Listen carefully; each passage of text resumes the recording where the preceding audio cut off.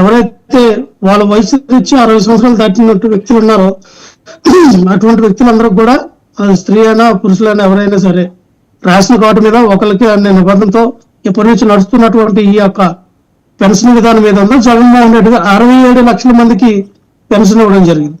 ఇది అధికారంలోకి రాగానే 1000 రూపాయలు పెంచుతామని 1000 రూపాయలు పెంచక ముందే 3 లక్షల మందికి పెన్షన్ తీసేశారు. ఆల్రెడీ 3 లక్షల మందికి తీసేసి 64 లక్షలు తీసుకొచ్చారు. ఈ 64 లక్షల్లో కూడా ఇంకా 2 లక్షలు 3 లక్షలు తీసేయడానికి ప్లాన్. అంటే 1000 రూపాయలు ఇచ్చాము అని గొప్పగానే చెప్తేనే దాదాపుగా 5 నుంచి 6 లక్షల మందికి పెన్షన్ తీసే విధానం. అంటే ఇది ప్రజలు గమనిస్తారండి. ఎవరు కూడా అనర్హులకి ఇవ్వాలని ఎవరూ లేదు. మా ప్రభుత్వంలో ప్రతిదీ కూడా చాలా పారదర్శకంగా జరిగింది. సచివాలయ వ్యవస్థ పెట్టాం, వాలంటీర్లు వాళ్ళ ఇంటికి వెళ్ళి చెక్ చేస్తాడు, వాళ్ళకి ఇల్లు ఏమున్నాయి, వాళ్ళ అర్హులో కాదా మొత్తం డేటా సేకరించిన తర్వాతనే ఆ వ్యక్తికి మీ పెన్షన్ ఇవ్వడం జరిగింది. అదే టీడీపీ హయాంలో మరి జన్మభూమి కమిటీ వాళ్ళు చెప్తే పెన్షన్ ఇవ్వాలి, జన్మభూమి కమిటీ వాళ్ళు చెప్తే ఇల్లు ఇవ్వాలి, జన్మభూమి కమిటీ వాళ్ళని సాటిస్ఫై చేస్తే ఇంకేదైనా ఇవ్వాలి అనే ఈ విధానం వైఎస్ఆర్ పార్టీలో లేదండి. చాలా పారదర్శకంగా జగన్మోహన్ రెడ్డి గారు ఇది చూసాం. 2,74,000 కోట్ల రూపాయలు కూడా డీబీటీ నాన్ డీబీటీ ద్వారా మేము ప్రజలకు నేరుగా చేర్చాం.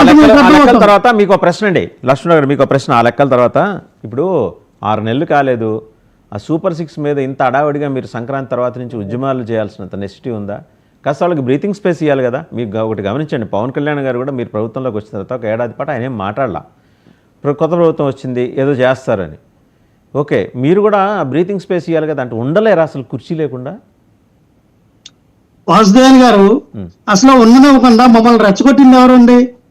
మమ్మల్ని రోజు పురుగులపి మమ్మల్ని రెచ్చగొట్టి రోడ్డు మీదకి లాగింది ఎవరు? వాళ్ళే కదా.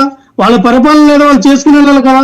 మా కార్యకర్తలే, మా నాయకులు లేనిపోయినటువంటి సోషల్ మీడియాని ఇంప్లిమెంట్ చేస్తున్నటువంటి సోషల్ మీడియా కార్యకర్తలు అందరూ అరెస్ట్ చేయడం, జైల్లో పెట్టడం. అలాగే మా సింపథైజర్ ని వాళ్ళు లేనిపోయిన కేసులు అక్రమ కేసులు పెట్టడం, జైల్లో పెట్టడం. అలాగే వాళ్ళు రోజుకో అబద్ధం. సూపర్ 6 అమలు చేయకుండానే ఒక్కొక్క నెల ఒక్కొక్క సబ్జెక్ట్ తీసుకొచ్చి డైవర్షనల్ పాలిటిక్స్ చేయడం. 6 నెలలు 6 అబద్ధాలు ఆడారు. ఈ రోజు డైవర్షనల్ పాలిటిక్స్ లో భాగంగా వెళ్తూ ఉన్నారు. మరి మీకు నిజాలు చెప్పాలి కదా ప్రజలకి. సో రేపు రాబోయే ఎలక్షన్ కి సిద్ధంగా ఉండాలి కదా. అందుకనే జగన్మోహన్ రెడ్డి గారు ఏంటంటే నిత్యం ప్రజల్లో ఉండాలి, మనం ఏదో ఒక కార్యక్రమం చేయాలి. ప్రభుత్వం చేస్తున్నటువంటి 6 నెలల్లో ఎటువంటి లబ్ధి చేకూరలేదు ప్రజలకి.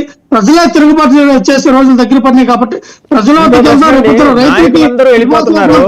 ఏమండి ఇంకో ప్రశ్న, నాయకులందరూ వెళ్ళిపోతున్నారు. ఇవాళ రేపో కన్నబాబు గారు కూడా వెళ్ళిపోతారట తెలిసింది. ఇంకా ఆయన మరి ఏ పార్టీలకు వెళ్తారో లేదా ఏ రకంగా రిజిగ్నేషన్ అర్పిస్తారో ఇంకా తెలియదు, ఫీడ్బ్యాక్ రాలా. సో ఒక్కళ్ళొక్కళ్ళని ఉత్తరాంధ్రలో మీరు జాగ్రత్తగా చూస్తే, మీరు కూడా ఉత్తరాంధ్ర నుంచి ఉన్నారు కాబట్టి ఒక సామాజిక యుద్ధం వాతావరణం అయితే నెలకొందండి. అంటే మీరు ఈ ఉభయ గోదావరి జిల్లాలను కూడా కలుపుకొని ఉత్తరాంధ్ర చూస్తే కాపుల సంఖ్యాపరంగా వాళ్ళ ఓటింగ్ కానీ వాళ్ళ అవేర్నెస్ కానీ చాలా డిఫరెంట్గా ఉంది. మొత్తం కాపులందరూ ఏకతాటి మీదకి వచ్చి ఈ రోజున మిమ్మల్ని డిజోన్ చేసుకొని బయటకు వస్తున్నారు. మీకు అక్కడ సే లేకుండా ఇవాళకి కూడా బొత్స సత్యనారాయణ లాంటి ఒక పెద్ద లీడర్ ఉన్న అక్కడ రూల్ చేసే సుబ్బారెడ్డి, విజయసాయిరెడ్డి, లేకపోతే ఇంకో సజ్జల రామకృష్ణారెడ్డి. బొత్స సత్యనారాయణ లాంటి సీనియర్ లీడర్ కూడా స్క్రిప్ట్ వాళ్లే ఇస్తారు. ఇంతకన్నా అరాచకం ఎక్కడ చూడలేం. మరి ఆయన ఎందుకని ఇంకా అక్కడ అలా కంటిన్యూ అవుతున్నారు అంటే ఆయన శాసనమండలిలో ప్రతిపక్ష నాయకుడు కూడా ఒక స్టేచర్ ఉన్న లీడర్, మంచి ఆరేటరీ స్కిల్స్ ఉన్నాయి, జనాలు కన్విన్స్. అలాంటి వాడు కూడా అక్కడ చేతులు కట్టుకొని ఉండటమనే ఒక నియంతృత్వ ధోరణి నడుస్తున్న పార్టీలో నాయకులందరూ వెళ్ళిపోయిన తర్వాత ఈయన ఎవరిని వేసుకుని ఉద్యమం చేస్తాడండి? వాసుదేవ్ గారు, మన బొత్స సత్యనారాయణ గారు ఆయన స్టేచర్ అందరూ తెలిసిందే. ఆయన చేతులు కట్టుకొని నిలబడే అంత ఇది కాదండి. నా తండ్రి సమానులు ఆయన గెలిపించానని సాక్షాత్ సిద్ధ సభలో విజయనగరంలో జగన్మోహన్ రెడ్డి గారు చెప్పారు. ఆయనకి ఇచ్చినటువంటి వీళ్ళు మనకు తెలుసు. ఈ రోజున వైజాగ్ లో ఉన్నటువంటి ఎమ్మెల్సీ స్థానిక ఎన్నికల ఎమ్మెల్సీ కోటలో ఆయనకి ఇచ్చి విపక్ష నేతగా నిలబెట్టారు జగన్మోహన్ రెడ్డి గారు. ఆయన్ని ఎక్కడ తక్కువ చూడండి. అలాగని సత్యబాబు గారికి ఇచ్చినట్టు ఇంపార్టెంట్ నాకు తెలిసి చాలా ఎక్కువగానే ఉంటది. సో ఆయన చేతులు పట్టుకొని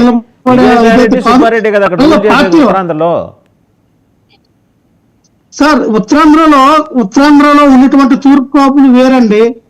అలాగే తూర్పు గోదావరి పశ్చిమ గోదావరి జిల్లాలో ఉన్న పెద్ద కాపులు వేరండి. ఆ కాపులు ఈ కాపులకి చాలా వేరియేషన్ ఉంది. అలాగే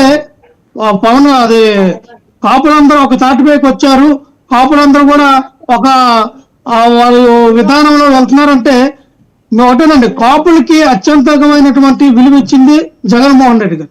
కాపులకి ఎక్కువ మంత్రి పదవులు ఇచ్చింది జగన్మోహన్ రెడ్డి గారు. కాపులకి ఎంపీ సీట్లు కానీ ఎమ్మెల్యే సీట్లు కానీ ఇచ్చింది జగన్మోహన్ రెడ్డి గారు. ఈ రోజున ఏ పార్టీ కూడా కూటమి నుంచి కూడా అంత ప్రాధాన్యత లేదు కాపులకి. అటువంటి కాపులను కూడా మేము ఎక్కడ కూడా దూరపరచుకోలేదు. అలాగే అన్ని కులాల్లో కూడా సమానంగా తీసుకెళ్లి సోషల్ ఇంజనీరింగ్ చేసాం కిందట ఎలక్షన్ లో. వెళ్ళిపోయిన వీళ్ళిద్దరు ఎవరు? పార్టీకి రాజీనామా చేసిన వెళ్ళిపోయింది వీళ్ళిద్దరు ఎవరు? డెఫినెట్ గా అవంతి శ్రీనివాసరావు గారు కాపు సమాజ వర్గం చెందిన వ్యక్తి, అలాగా గంటి శ్రీనివాసరావు గారు కూడా అంతే. ఈ రోజు నేను అడిగానంటే వాసుదేవ్ గారు, అవంతి శ్రీనివాసరావు గారు వెళ్ళారు, ఆయనకి ఇంజనీరింగ్ కాలేజీలు ఉన్నాయి, మా నియోజకవర్గంలో ఉన్నాయి, గరివుడిలో ఆయనకి ఇంజనీరింగ్ కాలేజీలు ఉన్నాయి, విశాఖపట్నంలో ఉన్నాయి, విజయవాడలో ఉన్నాయి. వాళ్ళ బ్రదర్ అయినటువంటి మొత్తంశెట్టి కృష్ణారావు గారికి కూడా మరి విజయవాడలో కానీ ఎక్కడ చూసినా ఇంజనీరింగ్ కాలేజీలు వాళ్ళకు ఉన్నాయి. ఆయన జనసేన పార్టీలో ఉన్నటువంటి వ్యక్తి మొత్తంశెట్టి కృష్ణారావు గారు. ఆయన కూడా మళ్ళీ యాక్టివ్ అవ్వాలి, పార్టీలో తిరగాలి అని మొత్తంశెట్టి కృష్ణారావు గారు మొన్ననే నాదెండ్ల మనోహర్ గారిని కలిశారు. సో మొత్తంశెట్టి కృష్ణారావు గారు మళ్ళీ ఏమన్నా వాళ్ళ అన్నయ్య గారిని జనసేన పార్టీలోకి ఆహ్వానించి వీళ్ళిద్దరు అన్నదమ్ములు రాజకీయం చేయాలని అనుకోవచ్చేమో. అది వాళ్ళ ఇంటర్నల్ సుజాత గారి దగ్గరికి వెళ్దామండి. సుజాత గారు, మీరేమన్నా వాళ్ళకి అవకాశం కల్పిస్తున్నారా పార్టీ? ఇందాక సురేంద్ర నాయుడు గారు సమన్వయ కమిటీ ఒకటి ఉంది, పవన్ కళ్యాణ్ గారు, పురంధరేశ్వరి గారు, చంద్రబాబు గారు వాళ్ళ డైరెక్షన్లో సమన్వయ కమిటీ పనిచేసి